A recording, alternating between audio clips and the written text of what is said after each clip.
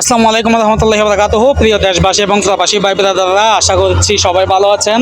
আলহামদুলিল্লাহ আমিও ভালো আছি। তো দেখতে দেখতে প্রায় 3টা মাস হয়ে গেল আমি সৌদি আরবের মক্কা নগরীতে আসলাম। আলহামদুলিল্লাহ অনেক বেশি ভালো লাগতেছে। এখানকার প্রকৃতি পরিবেশ এবং এখানকার মানুষের যে মায়া মহব্বত আন্তরিকতা, এগুলো দেখে আসলে আমি খুবই উচ্ছ্বসিত এবং আনন্দিত। আলহামদুলিল্লাহ এই জায়গাটাতে আমি আসলাম, এটা হচ্ছে কাকিয়া হাদাস, হয়তো বা অনেকেই চিনবেন যারা সৌদি আরবের মক্কা নগরীতে আছেন। তো কাকিয়া হাউসটা হচ্ছে আমাদের চট্টগ্রামের কাতুনগঞ্জের মতো। এখানে সব কিছু পাওয়া যায়, কাঁচা মাল থেকে শুরু করে এখানে মাছগুলাকে ফ্রিজিং করা হয়, মাংস, পাশাপাশি ফলমূল এবং সবজি জাতীয় সবগুলো খাবার আপনারা এখান থেকে পাবেন। প্যাকেটজাত আছে, আবার খোলাও আছে। সো এক্ষেত্রে এখানে বিশাল অঙ্কের এক্সপোর্ট ইম্পোর্টের বিজনেস হয়।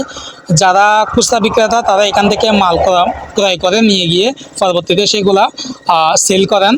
আলহামদুলিল্লাহ এই জায়গাটা অনেক বেশি উৎসবমুখর এবং মনোমুগ্ধকর। রাত দিন এখানে সবসময় একই রকম সিচুয়েশন থাকে।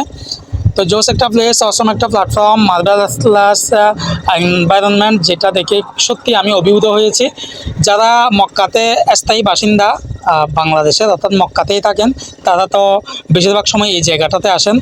তো জায়গাটা যদি চিনে থাকেন, কি এখানকার সম্পর্কে, এখানকার পরিবেশ পরিস্থিতি সম্পর্কে কমেন্ট বক্সে জানাবেন। তো ভাই ব্রাদার, যারা আপনারা সৌদি আরবের মক্কাতে আসবেন, ডেফিনেটলি এই জায়গাটা ঘুরে যাবেন, অনেক সুন্দর।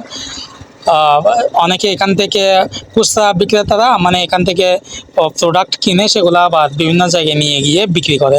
আলহামদুলিল্লাহ ভালো একটা লাভ হয়। সো যে কোথায় থেকে দেখতেছেন সেটা কমেন্টে জানাবেন আর ভিডিওটা শেয়ার করবেন।